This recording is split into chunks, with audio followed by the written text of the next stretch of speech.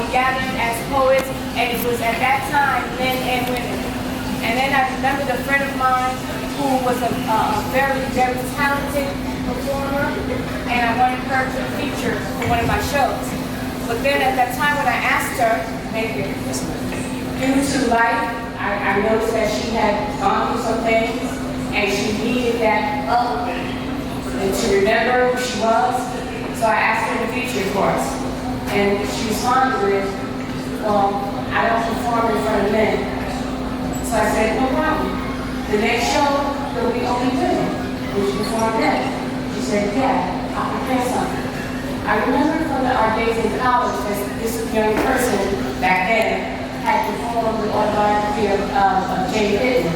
And she did it on a level that it was unheard of back then. She could have been a performer on television. But then as life went on, she had gotten beaten down and she really literally forgot who she was. Her children didn't even know her talent. She was a graduate of Rutgers University at a master's level, but she had no faith in herself. So the night of her feature, we sold tickets for that performance. We offered the performance for women only. All of the people on the stage had to be a woman. We offered it in a women's own venue. We had only women vendors, so it was totally women, and there wasn't a seat left in the house. There were no seats, there were no parking. In fact, some cars got towed because they were double parked, and that was the birth of Women to Speak. Wow. And we've been going strong ever since. Now I'm telling you, I did try it once on Valentine's Day. I said, okay, fellas, I do some really good male poets. I was like, come on, give us your best female love poems, all right? Everybody come. There were 5 people in the audience. What did that teach me? If it ain't broke, don't try to fix it. Right. So we've been willing to speak ever since. I broke. We started in North New Jersey, playing to local people, local audiences. COVID happened, right? So everything went virtual. So we went from a local, small group of women just wanting to be nurtured and find a safe place to a conglomerate of over 200 women internationally. Because of COVID, we're virtual. You didn't have to be in one state. So we've kept that collective. We now have women as far away as France. We have women in India. I promise you during the virtual sessions, women in India got up at 2 a.m., 3 a.m. in the morning. Dr. Santosh was on it. I'm telling you, she's a doctor at university level over, remember her? She's still here. Dr. Santosh, Dr. Anita, all of these people, Nahal, all of these people from India were on Women to Speak. We had one girl that her English was good, so she spoke French from France. She's in the first volume. She wrote her poetry in French, and we translated it into English so that we would have both versions. We cross ethnic lines, we cross religious lines, we cross nationalities. We go as far up as Canada, as far south as Jamaica. We go across the United States, and as you can see, we are international. This past fall, clap it up, clap it up. We can brag that this is our second anthology. We can also brag that When Women Speak visited, retreated in the country of Cuba this last fall and performed at an international level for the Cuban people. So that was our writers' retreat. And if you were in that writers' retreat, raise your hand if you went out to Cuba with us. I see at least one person, right? Me, her, and a bunch of other people's riding horses, going into valleys. It was just an amazing time, and being able to perform alongside of Cuban artists. This year, we will also have at least 2 writers' retreats. We'll be going to Senegal. That will be our main retreat, and then we'll have something a little closer to home for people who, for whatever reason, don't have a passport, right? And then if you're afraid of the current administration, you don't want to get on a plane. All that is taken into consideration, right? So if I may, I just want to add before we start today's performance, even if you're not in the anthology and you have poetry that you would like to offer tonight, you may. All you have to do is see me or Queen. By the way, before I start, I want to introduce Queen Talina. Come on over to Queen.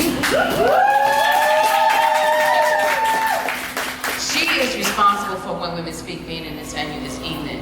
I'm gonna let her introduce herself because I'm sure I'll forget something and then I'll take the mic back. Peace and blessings, family. Shout out to all poets in the space, especially our brother poet laureate, Scott Pleasant in the house, poet laureate at Keynote. We have a lot of amazing poets. Rescue Poetics here, this is her hometown, but she wanted to be a poet laureate at Jersey City. We forgive her. Rescue Poetics and all of the other amazing folks. I'm the founder and president of Wordseed Inc. We produce Paterson Poetry Festival. We have some great news. If you can help us out by, liking subscribing to our YouTube channel, that would help a lot. And because we want to do live things for you for when you can't make it out. So subscribing to the channel will help with that. You can follow us on everything at Wordseed Inc. Our vice president is here, Felicia Sherrill in the back. She's also in the She is awesome. Really, really awesome. She does a lot of great things, so we are blessed to have her in the position that she is in for Wordseed Inc. Wordseed Inc. is a literary arts nonprofit organization. As I said, we produce the Paterson Poetry Festival. We also have a couple of other things, a little free libraries in the park. We have Power of Words that happens at the Paterson Museum. And now this brand new venture, right, hold on, break the mic, at Fast Break, say word. Word. So you get to come here and have drinks and food and whatnot in this space, and we are, can I tell the secret right now? Should I do it right now? We're gonna do it right now. Here is it's not a secret, it's a surprise. News, it's amazing. Wordseed Inc. is opening a literary arts cultural center this summer. It's a stunning little building in Clifton.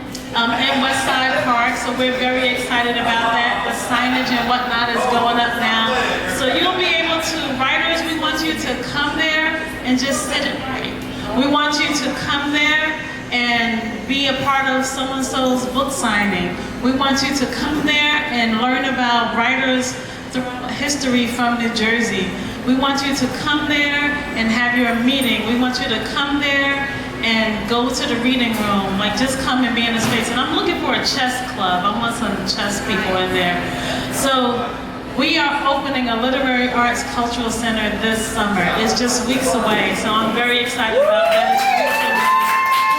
And I thank you in advance for being there. We have an incredible lineup today. Dr. HDL is over here in the corner. She gives me fever. I'm your biggest fan. Dr. Helena D. Lewis.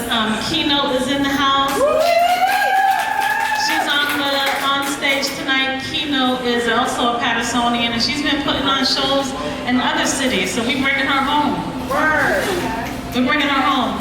Isabel Cruz is in the house. Isabel Cruz is the Paterson Poetry Festival ambassador, and we have a lot of plans for her. So that's important to say, and and you already know Mira Shabazz Bilal.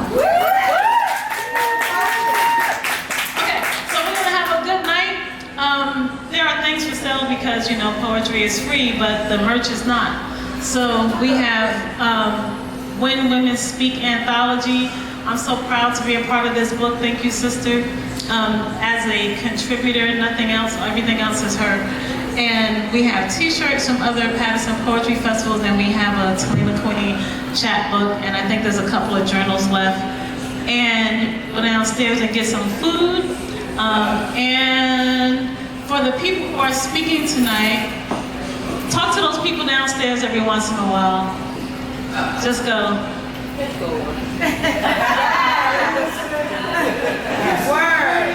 So those are the things that we have, and this is our friend Yves-Mozart, who is recording tonight. He is pretty awesome. As you can see, he's a youth. Only male performer on the stage tonight is Jacques Gillette with the homage. We're gonna open up with him. Okay. We're gonna open our brother, Jacques Gillette. So since the title of the anthology is Whisper, Whisper, Shout, it's only befitting that there be a poem called Whisper, Whisper, Shout. Yes. And I challenge each and every one of you to write one of these after this evening. Mourning the voices of women who were muted across generations and honoring their legacy through the chant of Whisper, Whisper, Shout. They buried her beneath the hush, the tombstone just a kitchen chair, still warm with stories she never got to tell. Silence folded into her bones like linen, washed, wrung out, hung up to dry beside somebody else's power. Her no was rebranded as a maybe, her yes dismissed before the echo reached the ceiling. She spoke only in sighs, in lullabies, broken breaths, cracked cheeks of tears, in bruises that refused to rhyme. This is for the women who held truth, caught in their throats, choking on reverence, on roles, on love, on lost loves, on rules, who whispered into tin cups and paper-thin walls, who wrote freedom in margins of Bibles and birth certificates with fatherless names. I weep for her, not in pity, not in rhythm, not in shame, but in solidarity. I whisper for her in the marrow of every girl who's ever been told, speak softer, not now, don't. I whisper, and then I shout with a voice gathered from centuries, from corner kitchens, from protest pulpits, from freedom marches and prison cells. Shout with lungs bruised from breathing. Shout because silence never saved a soul. Come on. This is for her, for them, for us. Whisper, whisper, shout.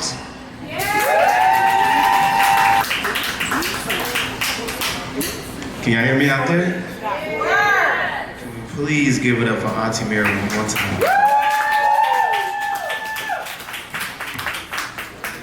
Wow, thank you for having me here, sharing time and space with you all, especially here for women to speak and having that honor and privilege of being the only male performer here. I'm truly humbled for this opportunity. I thank you all, and I just want to share a few words with you all. Can I do that? Yes. Right. Well, this first one I want to dedicate actually to this establishment, as it is one of our establishments that's promoting black entrepreneurship and economic freedom. That's right. So I want All right, fast break. to honor Fast Break with this piece here entitled Powernomic Democracy.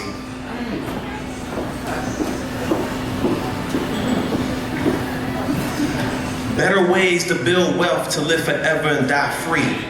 Spiritually, physically, mentally, and economically. Now I'm gonna break that one down properly. Changing your frame. Going from knowledge to a wise dome, I mean changing your brain to a greater understanding of how to build wealth. Building for the family, community, and self. Collective participation for true powernomics. Being a prosumer with democracy and economics. Controlling your own materials and cultures. In the robbery of your capital from the claws of these vultures.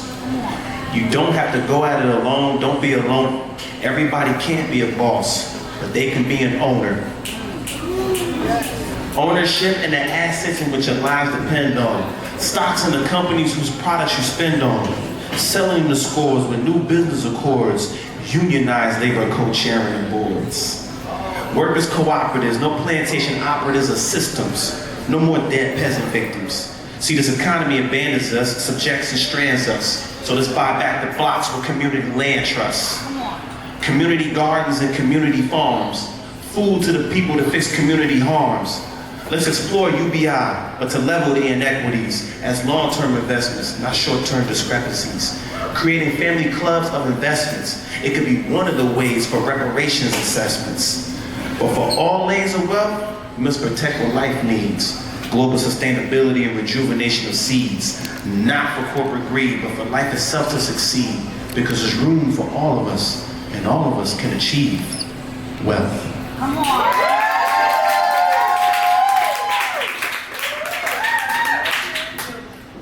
For this final piece, it's dedicated to those who made us who we are, and who we will be.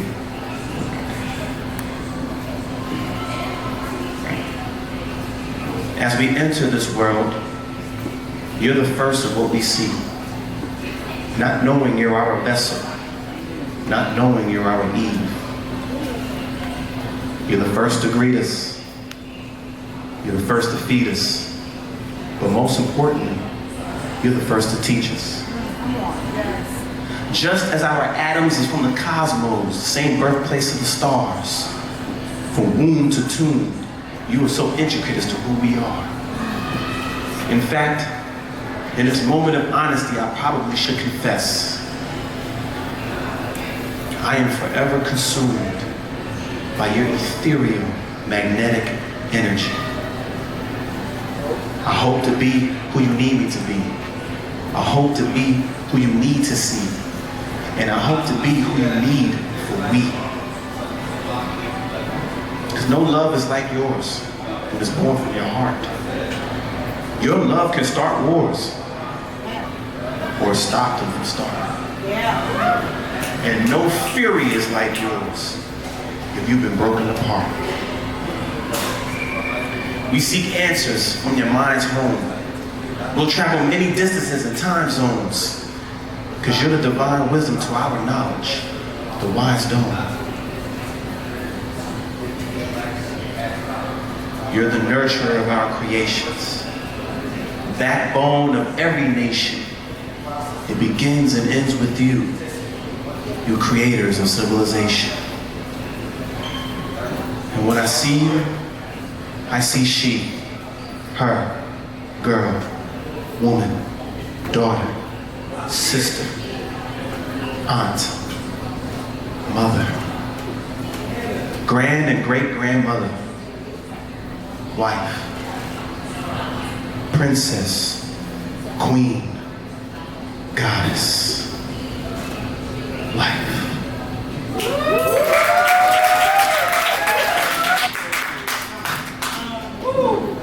I heard about that poem, but I hadn't heard it before. Jacques wrote that poem for his mother, who transitioned this year. And so really, thank you for, give him some love. He needs to be filled up.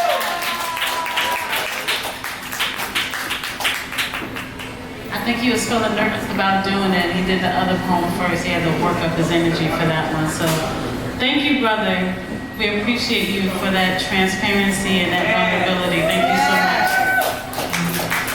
All right, so we're gonna do some more poetry. But first I have to work. Is that all right? All right. All right. Okay, so let's see. This event is very special today because we are minding our Black-owned business. Yes.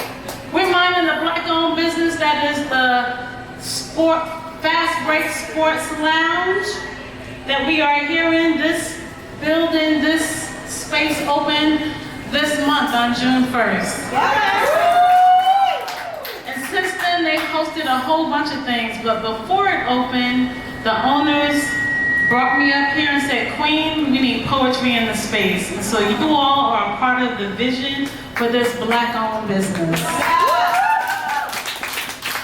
The other thing that's very special today is, as you already know, When Women Speak has this anthology out. Right. And Wordsy Inc., we got all these different Black-owned, Black-led businesses doing the doggone thing. So that's what is very special about today, a collaboration. We should be working together, and that's what you are witnessing tonight, and we hope that you have a great time. So, Wordsy Inc.'s mission is to give voice and support to writers of every age and skill level within our diverse communities. We believe that literacy has the power to craft the trajectory of a person's life. Our vision is to ensure that everyone has both the access and the tools to use words. Say word. Word. We start with the seed that is the basic literacy in very young children and continue our exploration into the many blooms and blossoms that language becomes as an artistic expression of the mature writer. All right, so what else we have here? Paterson Poetry Festival is in its 8th year. Woo! It is now a month-long event.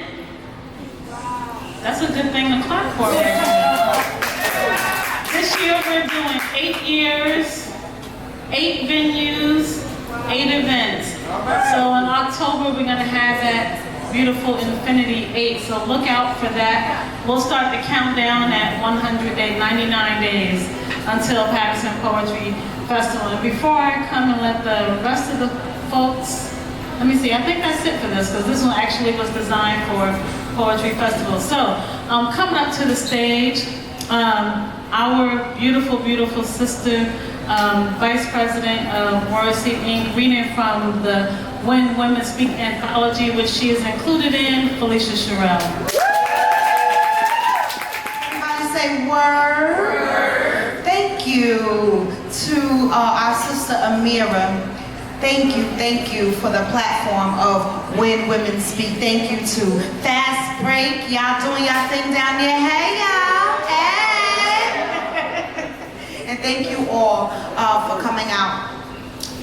This is called The Pushover from Whisper, Whisper, Shout. I am karate, I am cooking class, I am clarinets, I am cleats, I am kickball, kittens, crayons, and cookies in a jar, screaming, they're all gone. I am dieting, I am overeating, I am flashing, I am graying, I am thinning, I am in my feelings. I am by your bedside, I am at her bedside, I am me and you, us never part, I am leave my bedside when I am sick, cause I am push. I am lover, I am love her, I am ride or die, I am divorce. I am sister, I am auntie, I am best friend, I am daughter, I am sometime disorderly. All right now.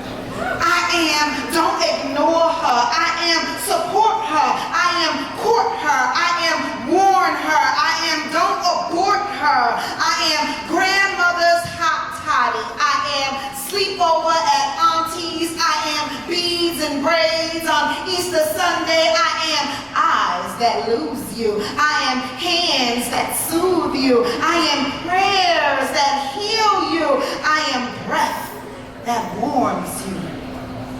I am talk too much, I don't talk enough, I am not speaking when I should, I am speaking when I shouldn't, I am woke, but I am tired. I am football practice, I am baseball games, I am cheerleading outfits, I am annual exams, I am, again, broken frames, I am teacher conferences, I am half asleep at the recital, I am better taste in shoes than Fashion Week, I make a Marshall's dress look like sex, I am the casual look with the right belt, I am a graceful goddess better than any glossy gook on the gram, I am that. Yeah, but also I am trauma, I am angry, I am fear, I am unlikable, I am depression, I am ugly, I am unloved, I am suicidal.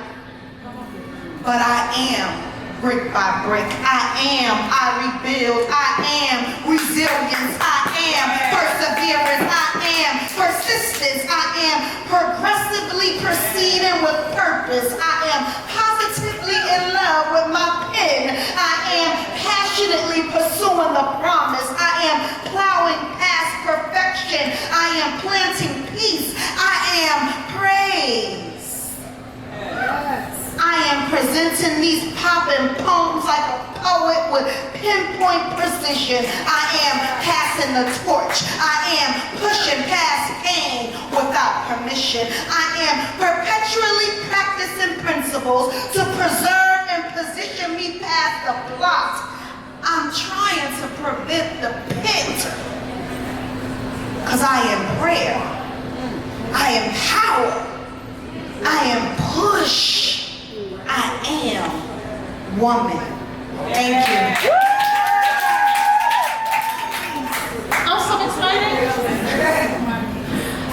We have Isabel Cruz coming to the stage, and I'm going to go back there and put her face up there so that you see it. But you can see her face all the time. She is amazing, amazing, amazing, but I'm going to let you experience that for yourself. Ladies and gentlemen, give it up for Isabel Cruz!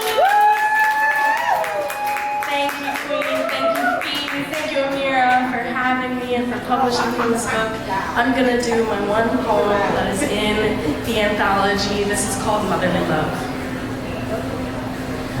Hush now, my baby, be still, love, don't cry.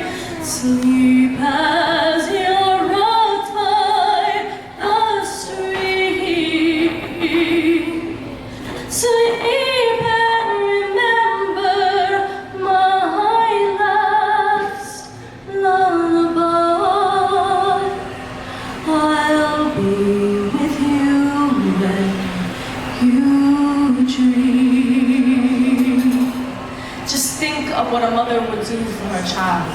How your heaven took baby Moses, laid him down in a wicker basket and let him float down the Nile so that he might have a better life. A chance at survival free of persecution. How Mary took newborn Jesus and fled into Egypt to escape Herod's clutches and the reach of his retribution so that the baby would live.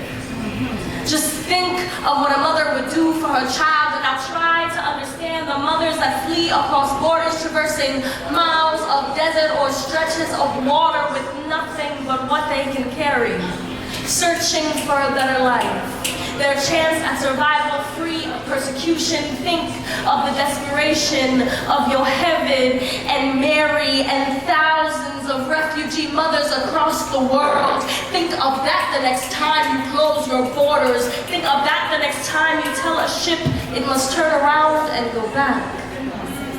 Think of Yocheved and Moses in camps in Greece, freezing in the freshly fallen snow or trapped between a closed border and a militia closing in. Think of Mary, Joseph, and Jesus separated in cages or face down in the Rio Grande. If a river flowed gently for me, such precious cargo you bear. Do you know somewhere he can live free? River, deliver him there. Poem. Thank you. Aren't you glad you came outside tonight? You thought about staying home. I know you did, but you came on out and you are justly rewarded. I want to make a point that our brother Yves-Mary Fontin is in the house. He's on the Word Seed Inc. board. Peace and blessings, brother. Coming up to the stage, another young, powerful, amazing voice. She doesn't know it's her turn, but I'm going to see if she can see her. She's like young, powerful, that's me. All right, give it up for a native Patersonian, another one, Keynote. Wait. Keynote! For the apology as well. Thank you, Amira, again for including me, for having me in here. I know after mine I took way less second. I was like, here girl! So I do appreciate you making the time and making the space for me to be included in the publishing as well. So thank you. My therapist asked for a word I associate closely with childhood. I tell her silence. Because silence meant peace. meant no one got to have a problem. It meant no one disagrees, because in my home, disagreements led to yelling. Yelling led to anger, and anger peels paint off of walls, shatters mirrors, throws glasses across the room, says things it can't take back. Anger never looks back at all the destruction it's left behind. Anger has never been one to apologize, but it may cook you dinner. Anger tells you to go to your room. It ruins celebrations, can't stand parties, tells everyone to go home. Anger looks you in your eyes, tells you life is hard, tells you to suck it the fuck up, and in the same breath will tell you you've never been good enough.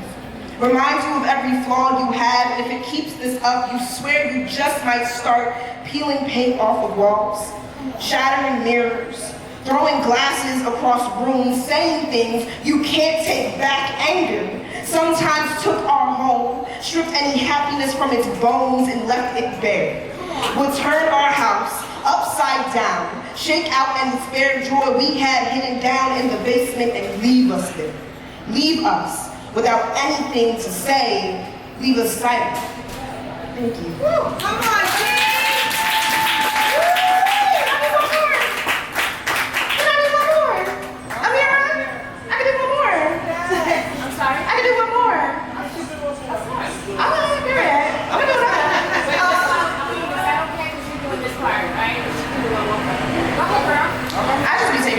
Don't mind me. Get it, Key? I always love doing this one because it's just like this is such a perfect home for this environment, for this space, for us people. So, and I know everyone here will pretty much understand it. So we get on the topic of religion, right? And I mentioned that I believe, we get on the topic of religion, right? And I mentioned that I believe all spiritualities are intertwined with one God. That they grew multiple faces to have hands in multiple places, knowing we would never come together as one. So they had to get creative in order for their will to be done. You ask for examples. I say how often I've encountered church outside of the pews. That something about stepping on slam consecrated grounds makes your spirit move. Causes inner worries to wither our watch as they're blown away by all the talent in the room. By how we form congregations outside of a coffee shop in Raleigh, a studio in Union City, a mall in Paterson, pay your tithes and offerings on the way in the door. Sometimes, y'all, it's even free to come just as you are and hear a good word. That every open mic is where God truly comes to work. Come on. Talk through prophets, turn poets, we watch as they take center stage and pray before reciting their 3 to 5 minute sermons. And I know a fellow preacher has just entered the pulpit. Anticipate hearing a revelation, whether it be Old Testament or new shit. For those precious seconds, their thrones mold the stones happen.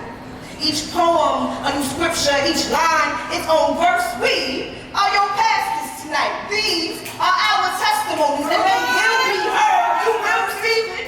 We'll clap, we'll stomp, we'll shout, talk your ish, poet. After all, and this what praise and worship was made for. There's many days I didn't know how much longer I could make it, and I swear God would send me a flyer for an open mic, a slam, for a reason to get in the room with pens that remind me what it's like to write myself a Lazarus on these nights. I observed poets pray passion back into pens of passive writers. Felt a wordsmith's cadence usher me down aisles and into new ideas. I promise I seen bartenders turn water to wine at these events, y'all. Heard musicians hum hymns into harmonies I've had. Poets breathe meaning back into me after each performance. And how could you not see heaven in all of this? How could you not feel God in the midst when poetry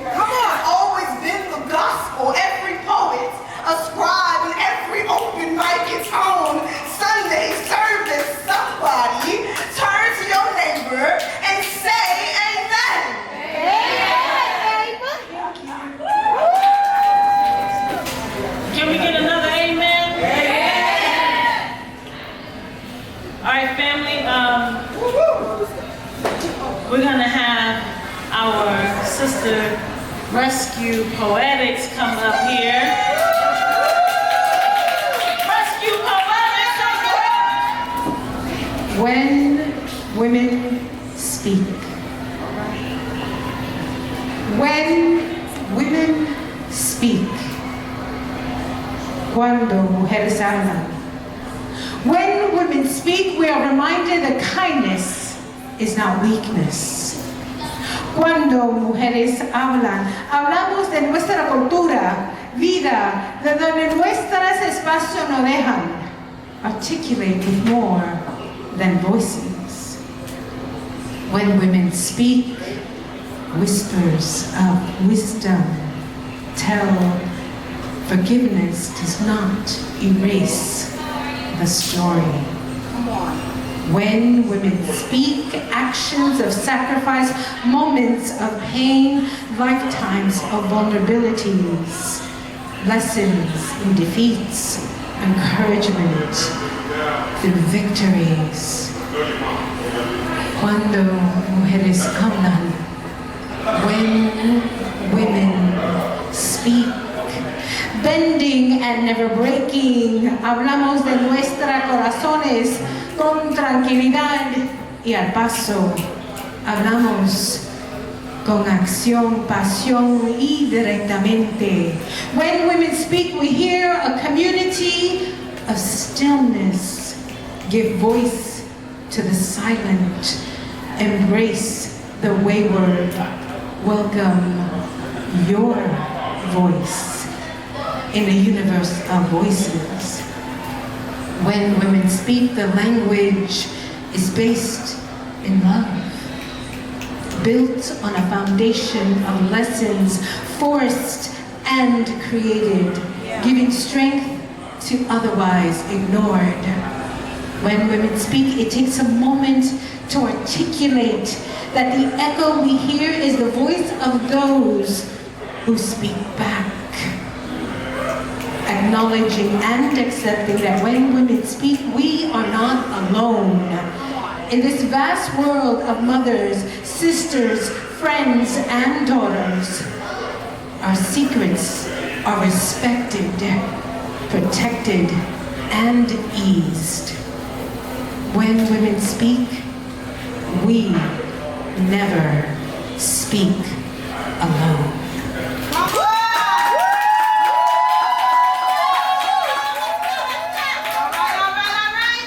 And that was in the first anthology, the When Women Speak anthology, and that's also available.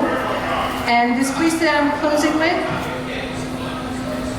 I could extol the virtues of motherhood, tell of the woman's ability to create life, praise the struggle of raising kids as a single parent, martyr this as my greatest accomplishment. I could hide my failures, asinine judgment calls, ass backwards decisions, and madness and chaos that followed, gloss it over, make it pretty. I could ignore the rage, having done so for years. Runs in fishnet stockings worn over varicose veins. That skin, parchment paper edges singed. It's time to cut it away, peel it back, and grow a new one. Over scars my last relationship pried open, just to watch the blood flow. The hardest thing isn't to let go. The hardest thing isn't to let go. The hardest thing is to move on. Redefine who I am, how I am, whoever and wherever that may be. Redefine myself, not defined by children, motherhood, work, relationship, or any other human being. To be in the power of the moment. To walk forward in the strength of knowing. At the mouth of change, I dare to look back. My shedding scattered like breadcrumbs on a path I no longer travel. Maybe I like that. Today, I don't know how true that is. I do know that I have cut from me the need, the fear, the desire to return to the devil I know. Come.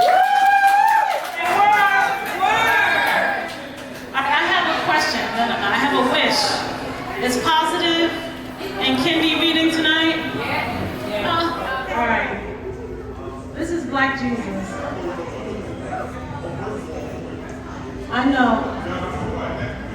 If you want to read it with me, it's on page 172, but you gotta have a copy.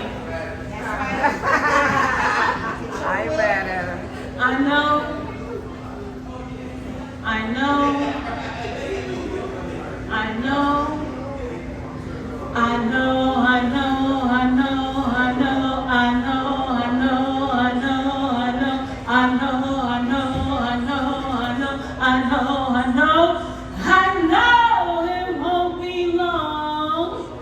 This is a Black Christian poem that believes in a Black revolutionary Jesus who is reflected in bronze-skinned, woolly-headed Black boys performing the miracle of simply staying alive in every fill-in-the-blank state in North America, in South America, in the Caribbean, in this room. This poem believes in believing. Believes that the second coming has woolly hair too. He might be my bronze-skinned son, or yours. He might be kicking against his mother's bladder. He might be still in his father's body. He might be in a cage in the Texan-Mexican border that is really the Mexican border. He might be somebody we know.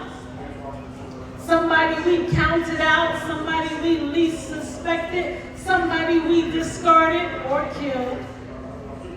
He could be in prison. He might be in prison. Black Jesus could be in prison for being way too black. Come on. He could be in prison. He might be in prison for being way too revolutionary. Black Jesus might be that boy standing out on the corner in his bow tie and a suit or the newspaper.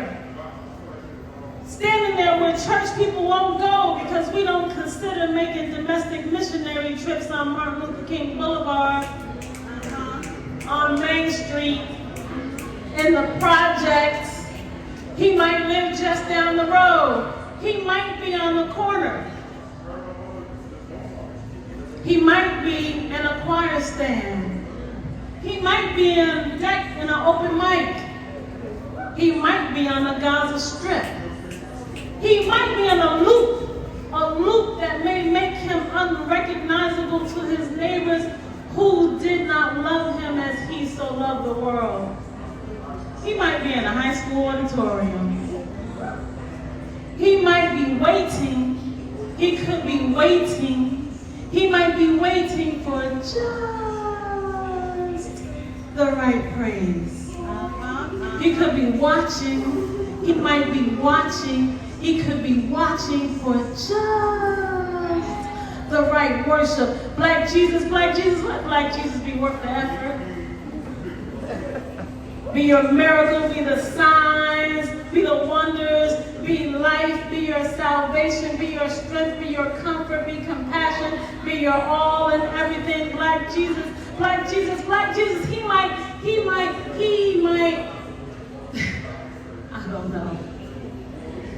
I don't know where Black revolutionary Jesus is.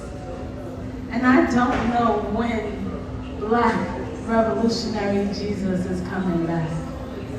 But I know, I know, I know, I know, I know, I know, I know, I know, I know, I know, I know, I know, I know, I know, I know, I know it won't be long. Oh.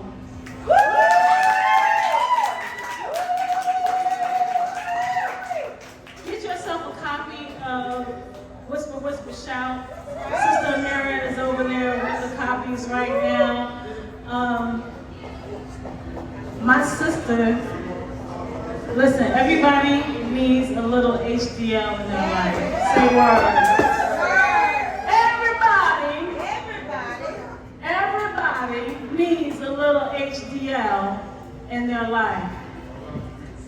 Coming up to the spot is Dr. Helena T. Lewis. You need a little HDL. I give a little word.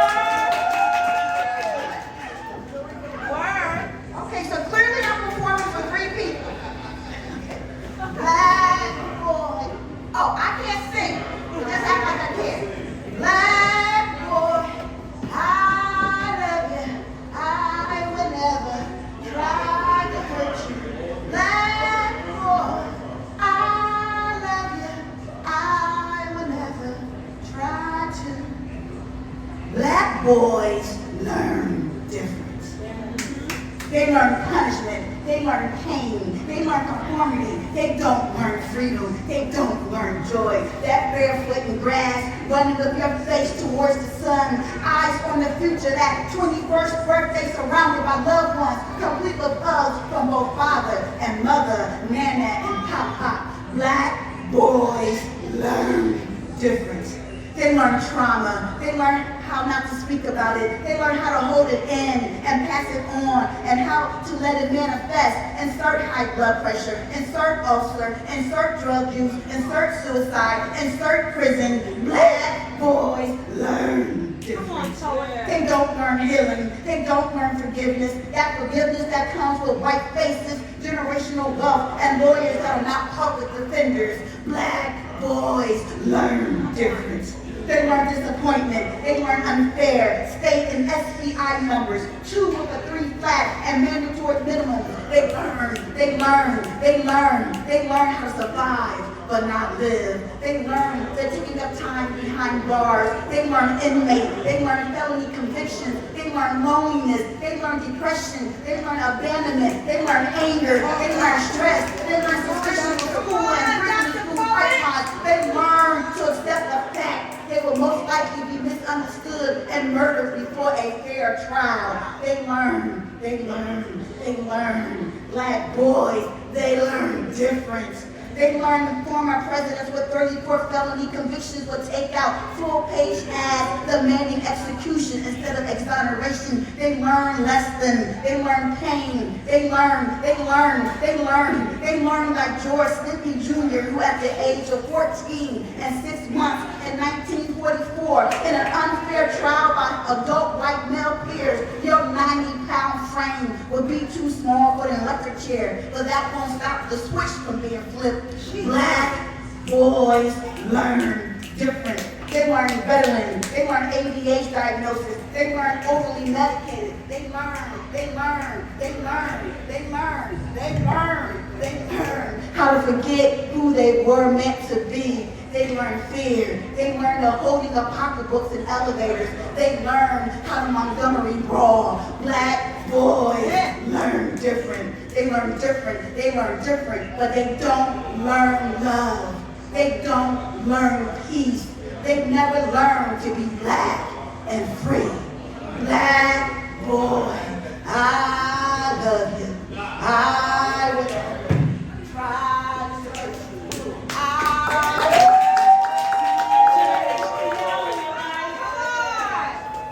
You need a little bit of HTML in your life.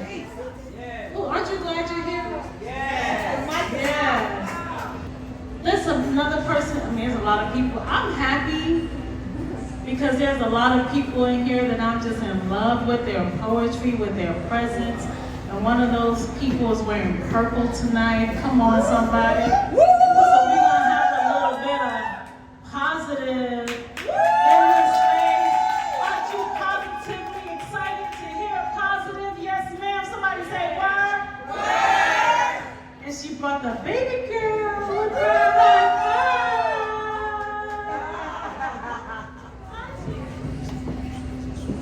Good evening, everyone.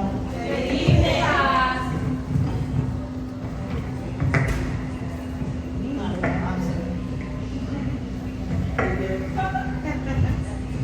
Say hello.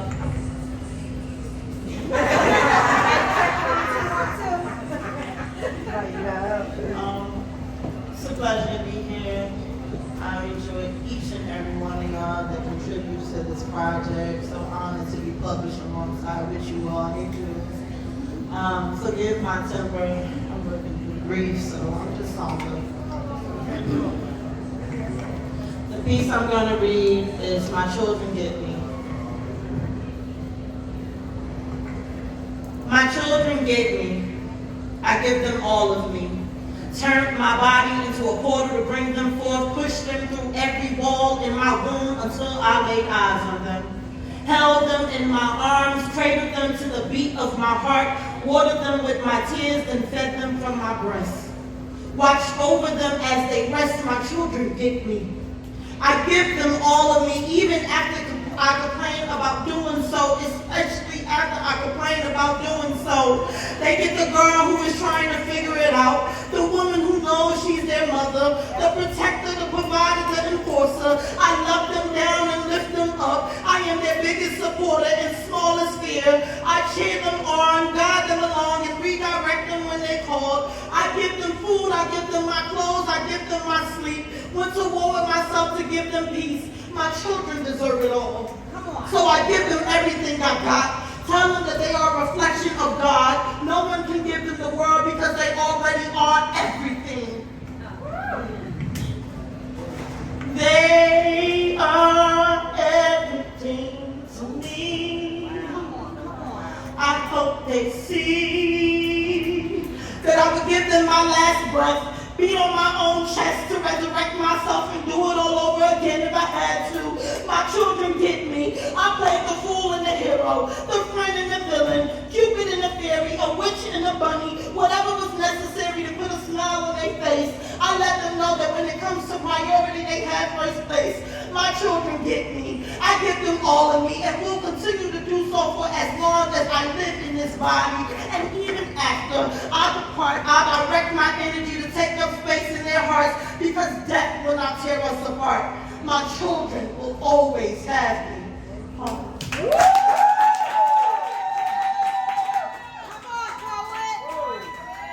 Amira, I think we have to do an audio version of the book. Yes. So listen, you need two things. You need the book, you need the books, volume 1, volume 2, and you need to follow wherever the women will be speaking so you can really feel how these poems are intended to be felt. All right, so come on, Kendi Love.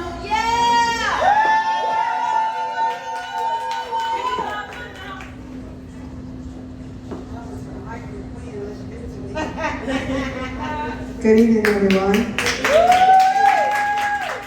My name is Kendi Love. I am a poet in the city of Newark, New Jersey. They call me the neighborhood hope dealer because hope is the product and God is my supply.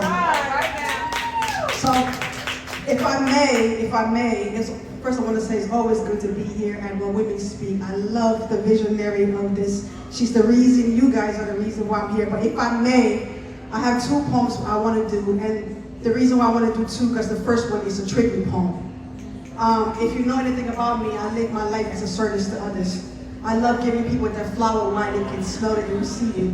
So there's two women in the room. I wrote this poem in April, and I've been waiting for the opportunity for both of them to be in a room together, so I can do it. So they're here today, and these two women, one is my Omi Amira Shabazz Ballard.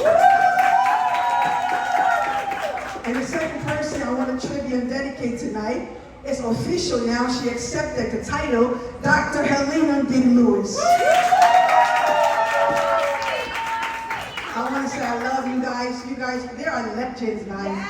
These are legends. So this poem is dedicated to the both of you women, and it's called You Wore Your Crown So I Could Find Mine. Wow. Get the tissue. In the language of my people, we bow to our elders, not because we are less, but because your presence is sacred. We honor the weight you carry, the kind that can be measured in time alone. We don't just call you elder because of years lived. We called you elder because of wisdom carried. Because you walk like libraries and speak like prayers that can be answered in somebody else's survival. You are living testimony, proof that endurance can wear elegance like skin. So I come tonight, Omi Amira, Dr. Helena. I come not to perform, but to give you your flowers. Not to recite, but to revert this in a poem. It's my bow in language. My thank you in verse, my offering in breath. Omi Amira, you didn't birth me, but your words cradle me in ways even a womb couldn't. When grief held me curled up in myself, you unfolded me with your presence. for my soft in a world that only seemed to celebrate my strong.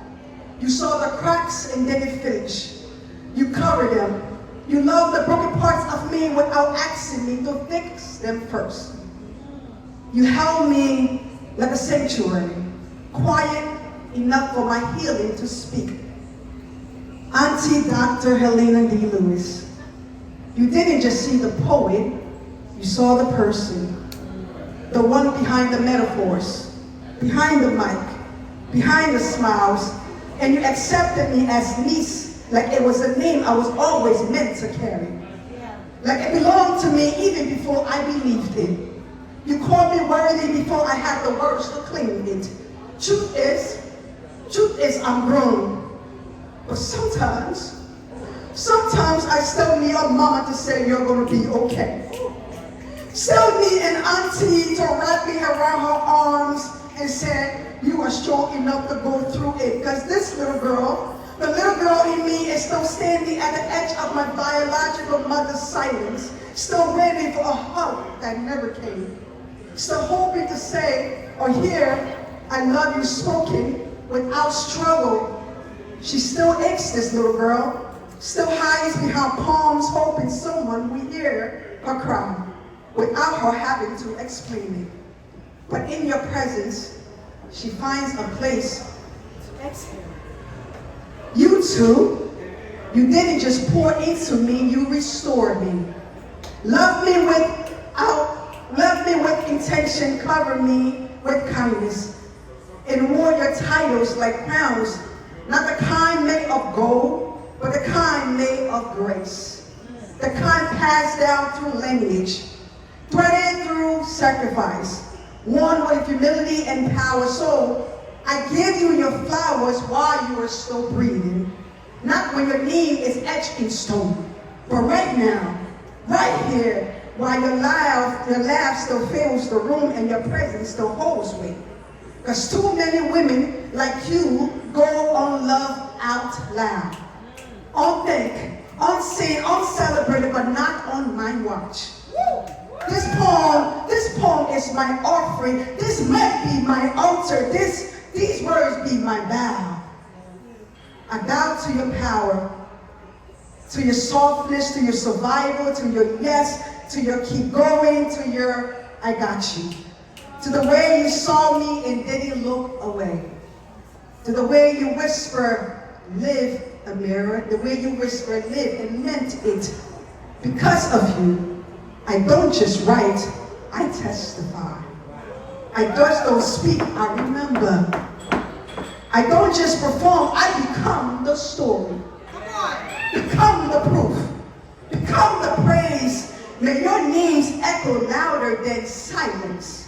May your love be a fire that never burns out. Only Amira, Auntie Dr. Helena, these words be my incense. And every breath I breathe carry the strength of your spirit. I love you.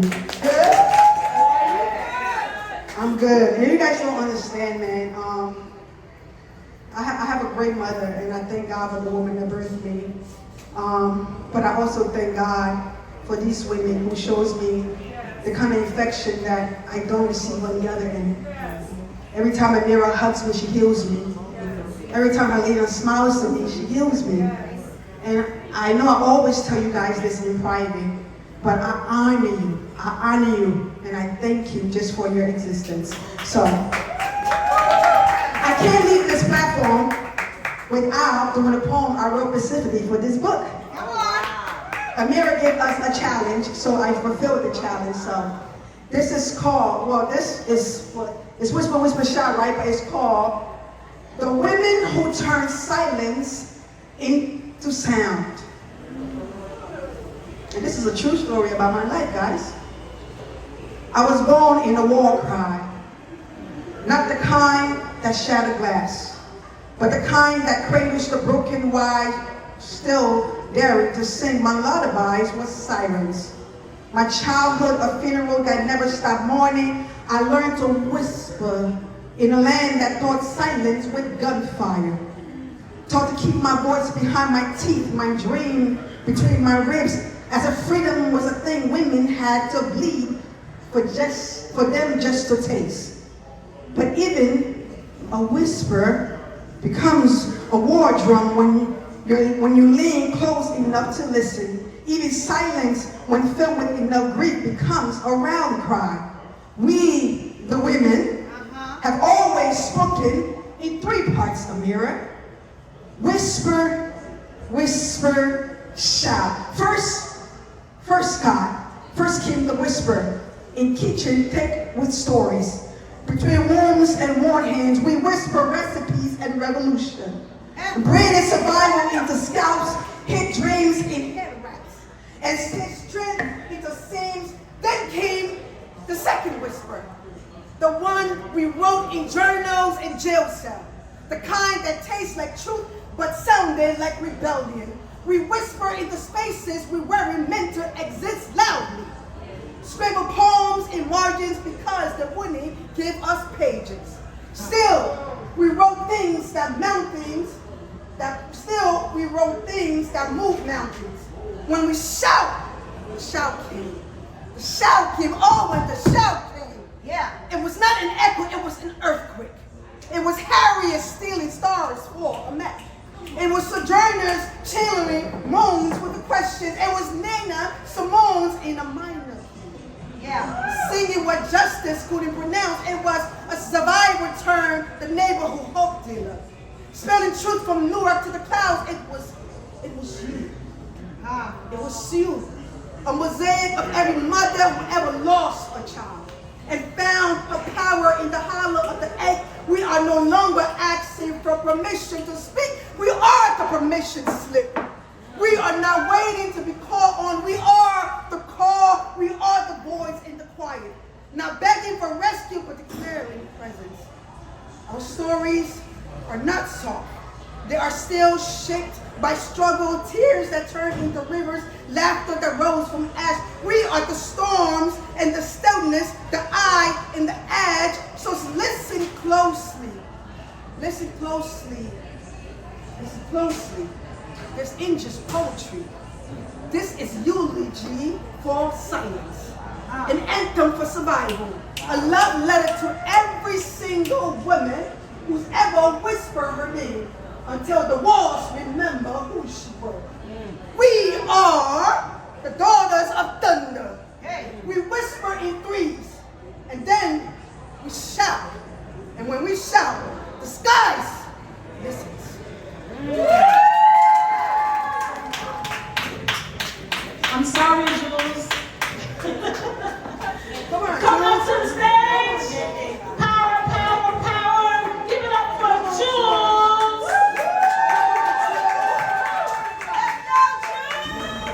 Morning after.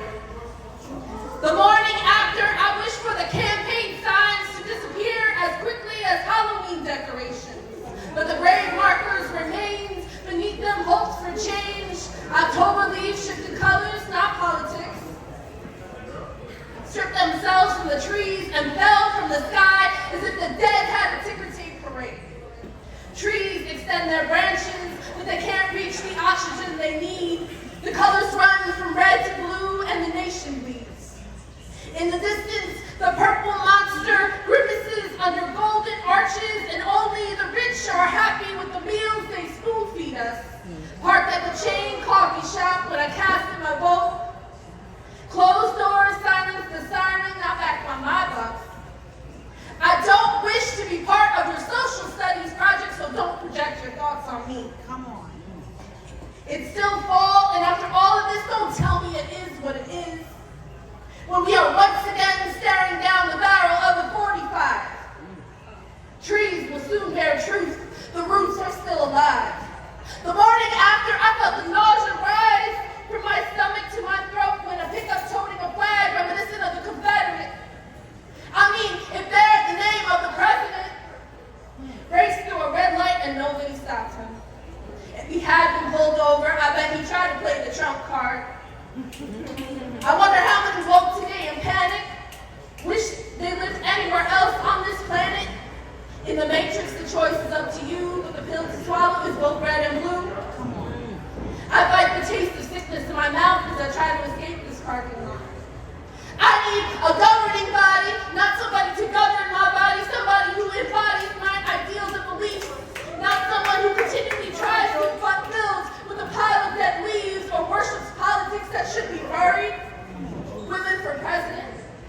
shit.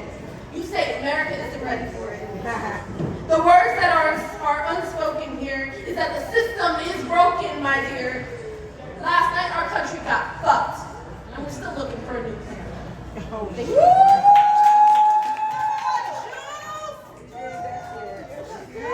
Somebody say word. Word. Coming up to the stage is Tabitha. Keep on clapping it up so she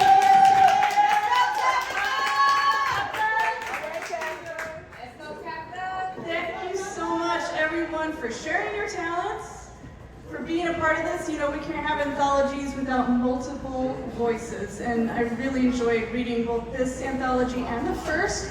I'm pretty new to New Jersey, and I just want to thank Amira for everything she's done to make me feel so at home. You gave a home to a poem that was 12 years old in the first volume, and that was incredible. I just want to share a couple poems tonight. Getting back into there was a slight thread of a little bit of the magic that we all can create and are capable of creating, as well as I heard something about recipes and revolution. I did too. Yeah, this is part of that a little bit. Witch's French onion soup. It is best not to attract the past while making dinner. Never invite it along to brown onions. Stay light on singing so you don't lose track of the spices on the counter. Once the pot sits on the stove, we are in the craft.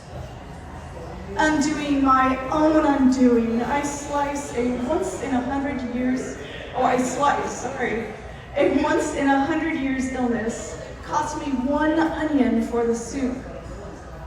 Half spoiled after weeks on the counter in the yellow netted bag. The 5 others are still strong enough to devastate my eyes. The white rings can't soften quick enough over the flame. Whisper the name, Worcestershire, and return it to the fridge. What's 1 less onion? 1 less cup of broth? Kiss the bay leaf, throw it in for the dryads. An abundant sprinkling of dried onion follows, plus a touch more to welcome another year. Thank you.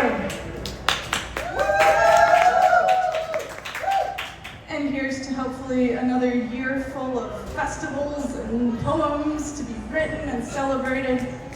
And congratulations on the little center being open in weeks. That's amazing. Again, we need chess players. Thank you to Fast Break. If there are any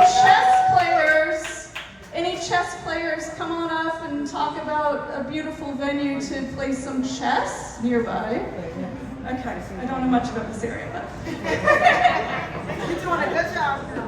do our best. All right, this is called Practica. And again, a reminder that we can make wonderful things happen with whatever we have, and it's a surprising thing where you can find items to create magic. The best way, though, to say this, I've tried to read this, and it's just so fun to say, Practica. They say a proper toolkit contains sea salt, olive oil, strong alcohol. They recommend supplies in home goods, glass jars, stainless steel pot with lid,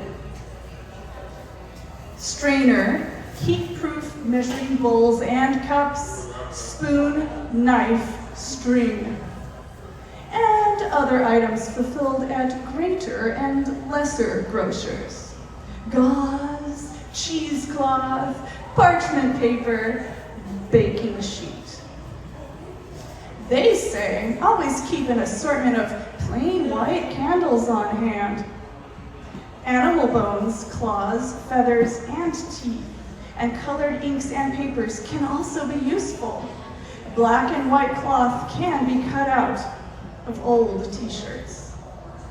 Whether you have one or not, it doesn't matter where you place the red candle. Thank you, everyone. Word.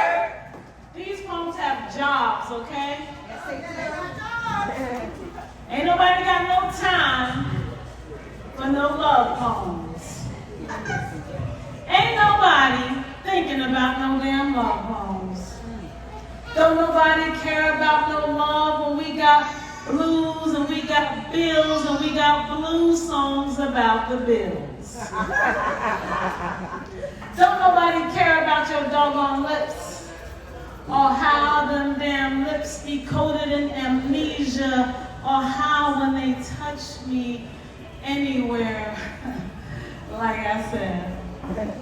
Ain't nobody got no time for no love poems. And even if we did have time for love poems, ain't we heard everything there is to hear about it? Love and lust and what love and lust wants us to do. Like I said, ain't nobody got no time.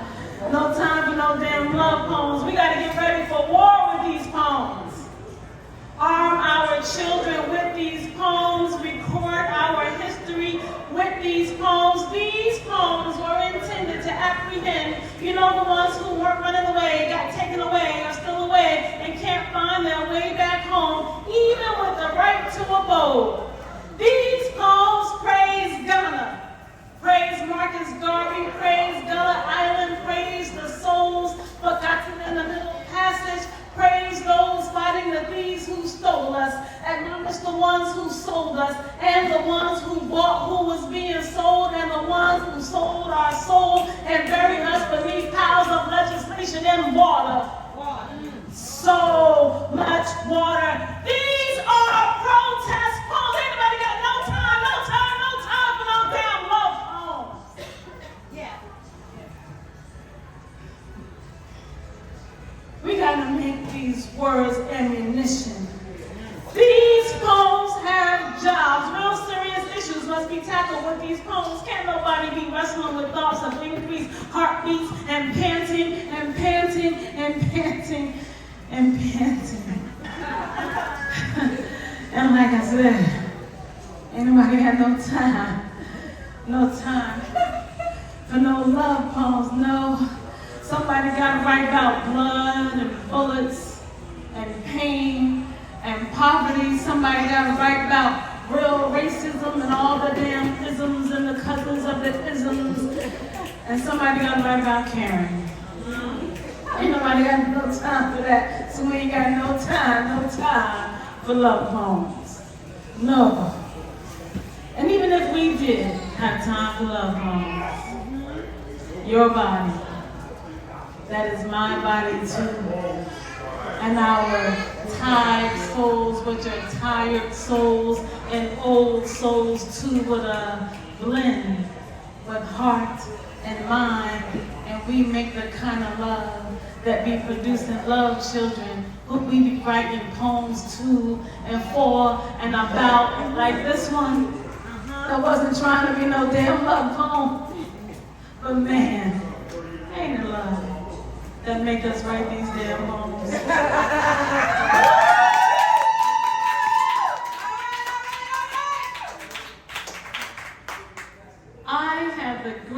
I am so happy right now. Is anybody else happy?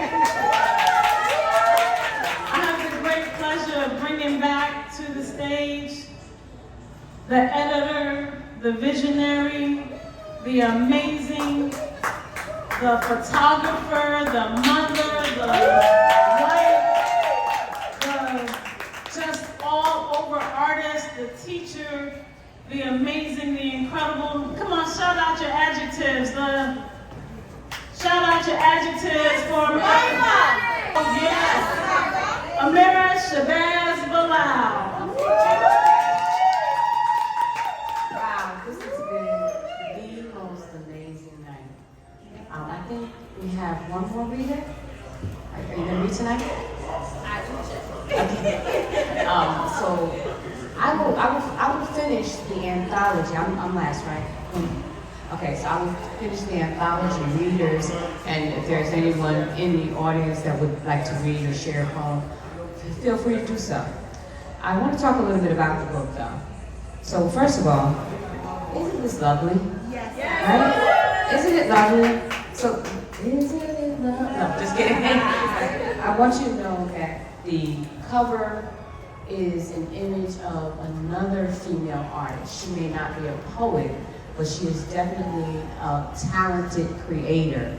This is a picture of a sculpture done by Linda Nickings. And she was graceful enough to allow me to use this image on the cover of Whisper, Whisper, Shout. Isn't it a fitting image? Like it matches everything that the title is emulating and the work that's within the volume itself.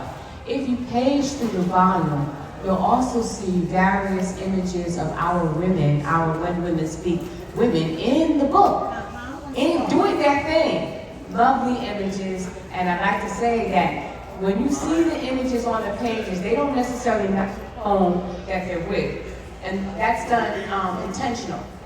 It's because each and every image is a story, is a poem in itself. So when you look at the image, I want you to make up a poem in your mind and your heart that emulates or shows what that particular image is speaking to you. I'm going to do for my final piece what I consider roughly a found poem. And it is a collection of stanzas, verses, lines from the first volume of When Women Speak. I just collected lines that kind of jumped out at me on the pages, and I made another poem. The contributors for this poem are myself, Enzima Hutchins, Susan, I'm going to say rescue for poets, Elaine Lloyd, Mariah Askill, Yvonne Thomas, Julie, or Jules with a Z, and Nega Soul. Right? So those are the contributors to this found poem. When Women Speak, a found poem inspired by the Women Speak Anthology, Volume 1. We are moon-marked and touched by sun, yet when the sea recedes, it leaves our shape behind. We do not mix love with pity or hate with scorn. We do not dwell on birth or divinity. We are ageless, still seeking our sisters, witches in the harmony, wear us inside their coiled cloths, as did our mothers in mourning. We have been women for a long time, beware of our smile, for our voice is treacherous like old magic. When women speak, when women speak, when women speak, listen closely. Her tongue is like fire resting between sparks. When women speak, we recognize mama, granny, auntie, and those ancestral voices who bled so we could be fed. When women speak, we awaken our offensive kin, using pens and spoken words to tell tales of frame pain. When women speak, they become clarions flash, a beacon shining through dark, blistering nights, carving a silvery path through talon fingers. When women speak, it takes a moment to realize that the echo we hear is the voice of those who speak back. But when real women speak, they say, sister, come on. Their words are like aged sound, healing wounds. When women speak, they may identify as a Christian witch, a gemmed angel, a Mother Teresa, or Sister Fatima. But shout out, shout out, shout out, for she is Hagar, mother of all nations. When women speak, when women speak, when women speak, she is Lilith, demonized for loving freedom. She is Mary Magdalene, who saw the crucifixion and the resurrection. Some call her Aunt Sarah, Seraphina, Sweet Thing, or Peaches. Are you afraid of her magic? When women speak, do you hear the sound? It echoes in waves of their laugh and the joy of binding generational curses. Do you hear the sound? The ceiling is broken. We've kicked in the doors screaming triumphantly for the generations before us. When women speak, we absorb generational trauma. Speaking life into death, our voice becomes soprano songs to purpling moons, telling men, y'all ain't a thing without woman. When women speak, we are every woman in need be, but sometimes we simply just want to be sheep. Realizing that our voice matters too, we speak loudly through generations strong. We are women. We tremble when women speak because a tongue is magic. Our mothers were right to teach us that we are what we eat, flesh upon flesh.